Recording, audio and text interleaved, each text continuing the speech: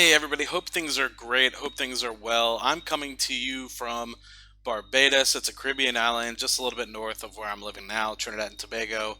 One of my coworkers lives here, or actually his family is from here, and so he's just home visiting. So I figured I would take the hour trip, say hello, spend a little time with him, and see what more the locals do here in Barbados rather than hanging on the tourist part. Right now, where I'm recording this is in the tourist part of the island. It's the very southern part of Barbados, where most people hang out in the St. Lawrence Gap area or in the very western part. But anyway, getting back to the actual portfolio here, what I generally do is talk about the portfolio size. It's up to about $382,000. We'll see that a little bit later, but of which the majority of that is in the fidelity portion of the portfolio. This is where I house my Roth IRA, my 401k, my individual brokerage account, and a couple other smaller accounts that I look over. So yeah, as you can see on Friday when the markets closed, we were up pretty decent comparatively. So this doesn't include 401k gains, but rather just what's in the IRA, what's in the individual brokerage account, and what's in some of the other smaller accounts here. And you can see we're up about $1,700 in paper gains here, just under 1% for the day, which is pretty impressive. I think a lot of people would be very excited about $1,700 in one day. But I, on the other hand, am looking for the dividend income aspect of things. So this didn't phase me all too much. It goes up, it goes down. I'm more so concerned about the dividend income. Where we were at the beginning of the year, January 2nd of 2019, we had about $227,000 coming into the portfolio here. And just about a year later, or just under a year later, we're up to about 324 or so thousand. Not exactly too sure what's not being counted in here because of the 335 up here, but at the end of the day, pretty impressive gain in terms of where we are in the portfolio over the past year or so. And if you haven't already, please hit that subscribe button. I've done some of the analytics here, and about 56% of you guys aren't subscribed already. Not hurting my feelings or anything like that, but I really think that this information is useful for you guys, especially seeing how I manage the 380, almost $400,000 portfolio, and how you can potentially be looking at how to do the same for your portfolio. Now, hopping over to the actual dividend tracker, the portfolio tracker that I utilize, this is basically the entire portfolio on one sheet of paper. So if anyone was asking me, if you were to be running a business or anything like that and try to understand where all of your money is being put to work, this is what I would be utilizing. And you can see pretty standardly up here at the top under the dividend portfolio and 401k aspect of things, you can see that breakdown. So at the moment we're about 2/3 dividend, 1/3 401k. And the reason why this is important is because the 401k doesn't really get put into a lot of these dividend numbers here. I can't really track the dividends coming out of the 401k, so I could kind of use a benchmark if I wanted to, but I'd like to know, without using the 401k, what sort of income I have, because I'm able to control and self-direct that stuff. The 401k I can somewhat control. I can see whether it's going into cash accounts, whether it's going into, S&P 500 or small caps or what have you, but the dividend aspect of the portfolio are things that I have full control over. I can choose what stock, I can choose this or that. And so in that respect, I have more visibility as to what dividends are coming from there. And so I like to keep track of that specifically. What I could do in the future is kind of give a rough estimate of what the S&P 500 produces in terms of dividend income, and also include that into this as well, because that would then, give me another $1,000 or $2,000 in terms of dividend income, so another $100 to $200 a month. But at the meantime, I'm just going to keep it as how I've been doing. Looking at the actual breakdown between the dividends and the portfolio value here, a lot of you guys are very familiar with this large yellow wedge here, which is my energy stocks, 29% of which is coming in the form of dividends, 21% of it is total value. And more recently, I did some real estate investing, which is in this more reddish block here. So 14% of dividends and 14% of total value. And financials is also very big. That's companies like I own, like Bank of Nova Scotia, Wells Fargo, things along those lines. So you can see that that makes up just over half of the total portfolio. And if you were to include consumer staples, which I think is the and if you were to include something like consumer staples, that would put you way over 50%, closer to 60%, and that would actually give you the top four sectors being about 60% of the portfolio, which I'd rather try to even out as well. But the things that I generally know the most about, unfortunately and unfortunately, are the real estate, financials, and the energy sector, followed by consumer staples. I think that I know a little bit about the sin stocks, but of course, I mean, those are the ones I've done the most research on. But hey, man, it is what it is. So, in actuality, the 11% that I have, say, in consumer staples in terms of income, and the 10% that I have in terms of value actually isn't bad at all, considering there's really only 10, 11 total sectors or so. So, the real culprits here are the energy, finance, as well as real estate portions of the portfolio. And in one day or so, when I actually start to get the actual real estate aspect of the dividend portfolio out of uh, really investing in dividends and actual physical real estate, this might actually go down. And then I would actually have to create another tracker talking about, what's actual real estate income, what's actual um, dividend income, and splitting it that way. But the way I really like this is because you can, look at all the different sectors. You can see what's yield and everything like that. So you can see materials is still high, 6.9%. Energy is still at 6.1%. So those are really holding up the portfolio in terms of where we're at. And you can also see the total dividend yield at the moment is 4.39%. Yield on cost is coming down a little bit just based off the fact that I've been investing a little bit more money over the past couple months, not necessarily chasing yield like I was with Altria Group and stuff like that. Not that I was chasing yield just for chasing the sake of yield. I really believe in those companies, but those were dragging up the yield on cost as well as the total dividend yield. I believe it got up to about 4.5, 4.6 a little bit earlier this year. So the fact that it's coming down a little bit makes me a little bit happier. Ultimately, I'd like to get in the 3 to 4% range, maybe even the 2.5 to 3.5% range, just because I know a lot of the big time companies that have extremely long dividend growth histories are generally in the 2.5 to 3.5% range. Not that I'm, going to force my investments to be that way. I just feel like when I get a little bit less dependent on the income that's coming from these dividend stocks, and maybe when I get more to the financial aspect of things, I will rely less on the dividend income, and so I can become more lax on what I'm particularly investing in. At the moment, I would say that what I'm looking for are good quality companies with slightly higher dividend yields.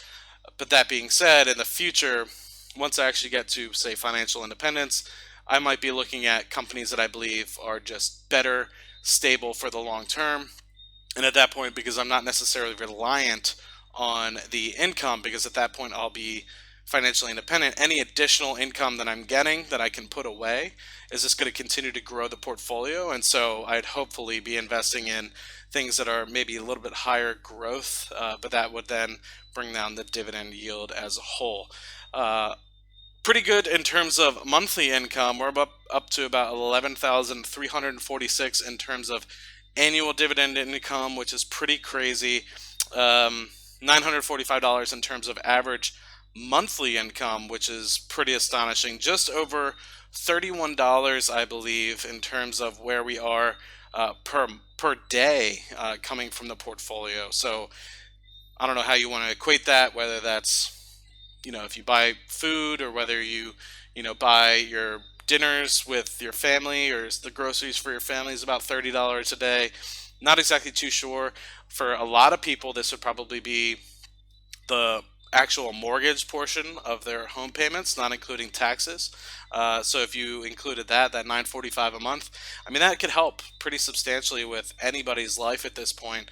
And like I said, this is really on the $258,000 portion of the dividend portfolio. This does not inclusive of the actual 401k portion of the portfolio, but recent positions that I recently just took up at the moment. Let's just zoom in here on Realty Income Corp. I purchased another 26 shares of Realty Income Corp.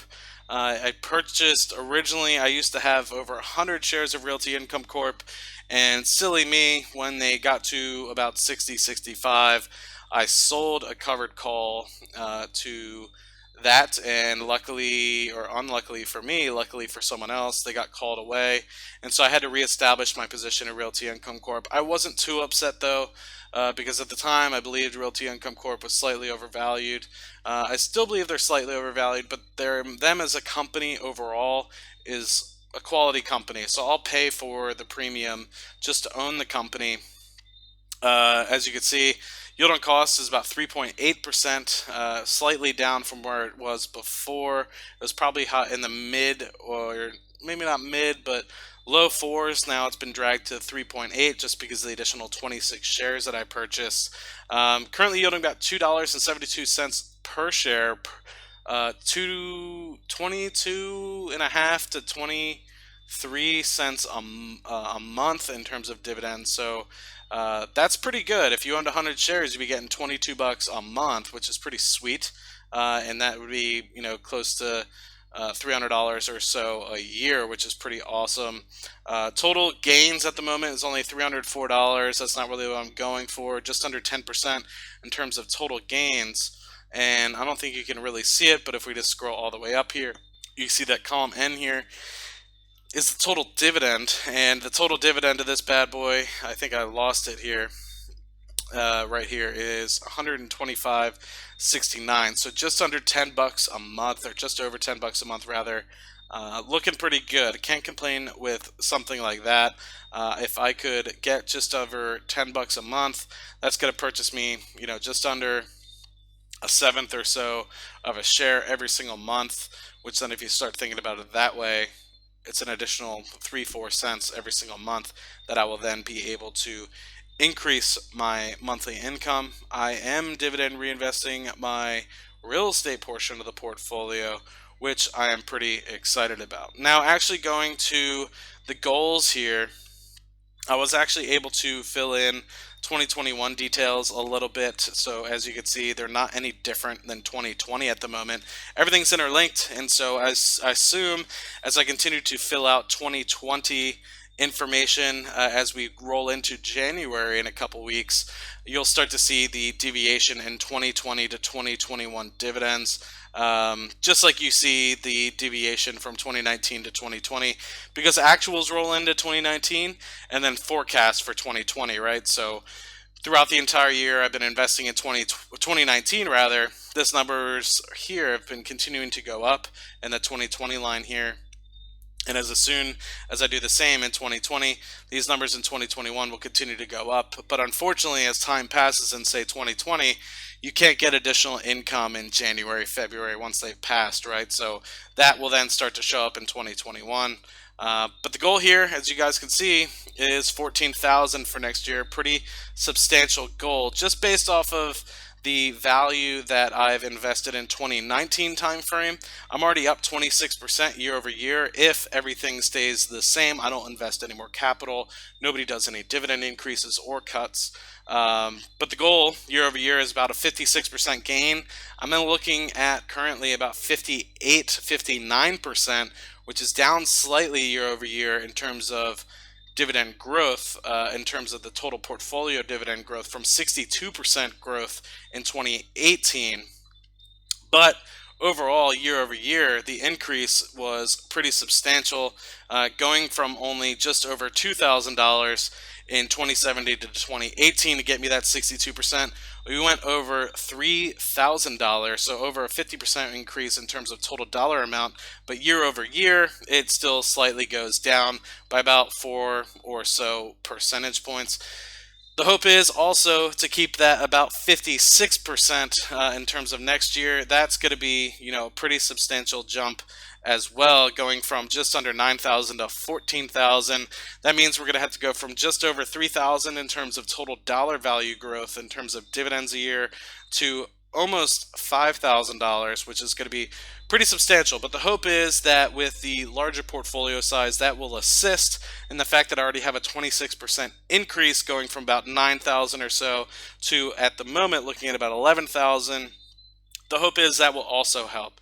And I talked about this in other previous videos, but this 11,000, just if I were to get an 8% raise in, say, dividends throughout the year, this might not entirely help in 2020, because if a dividend raise happens mid-year, I'm only going to get, a little bit in 1 or 2 quarters worth of dividend raises in that year.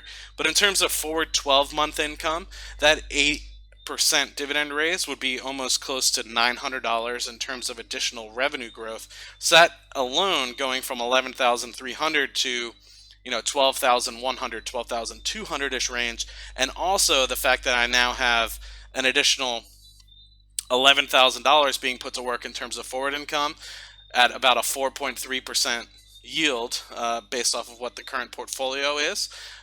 Then you also start to think about, okay, well, that's another $400 to $500 in terms of dividend income forward 12 months, because we're reinvesting all of our dividends here.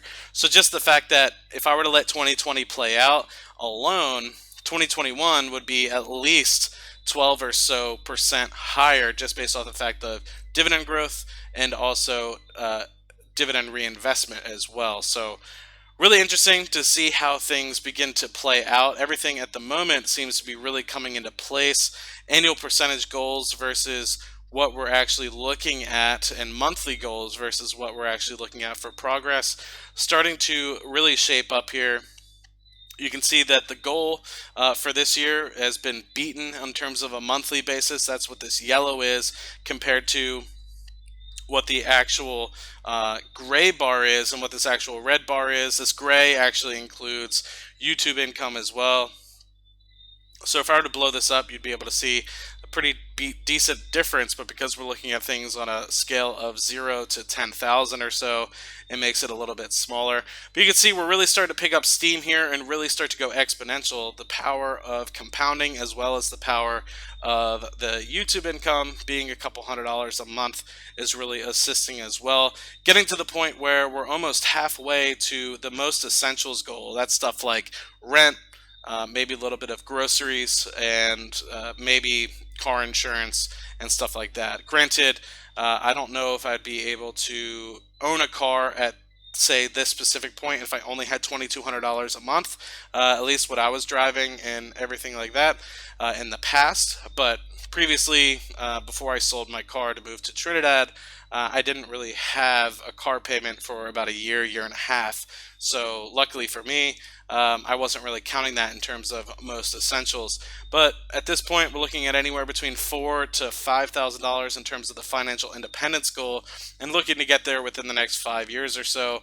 But granted, that would take a little bit of effort. You can see the next 2 years, I'm hoping to get a 56% and a 50% dividend increase coming in from 2020 and 2021 respectively, and then thereafter at about 30% growth a year. And you start thinking about it, 30% growth gets pretty substantial. If you're looking at about $21,000 in terms of dividend increase, that means your portfolio size at this respective point has to be close to $500,000 if you're getting about a 4% yield. And to increase that 30%, I mean, that's another $150,000, right? So that is pretty substantial to go from 21,000 to 27,000 year over year. $6,300 is pretty substantial amount of money. So it's really going to continue to get harder to hit these increased goals, but any percentage point then that I'm able to increase my portfolio size by will just be that much more in dividends. So Really hope this helps. I know it's rather in depth and there's a lot of numbers here all over the place, but I really hope that this is helpful, and this is the kind of power that you can have if you track your portfolio in the right way. This one's pretty cool as well. Just seeing the actual dividend income coming in year over year is pretty sweet now. 2020 is kind of leveled off here, but I'm hoping that this bad boy gets close to the 14,000 range, because if it does, ooh, this graph would almost be skyrocketing. I mean, let's just give a quick example here. Let's just say this goes to 14,000. Ignore everything else. I mean, this thing's going to look real pretty. I mean, that's starting to look pretty exponential. You know what I mean? Like that's a whole nother ball game. That's a whole nother conversation that we'll have in about a year. Thanks for stopping by the channel. Really appreciate you guys coming by. And if you haven't already, please hit that subscribe button. I've done some of the analytics here, and about 56% of you guys aren't subscribed already. Not hurting my feelings or anything like that, but I really think that this information is useful for you guys, especially seeing how I manage the 380, almost $400,000 portfolio, and how you can potentially be looking at how to do the same for your portfolio. Really looking forward to see you guys on the next video. Have a good night. Cheers.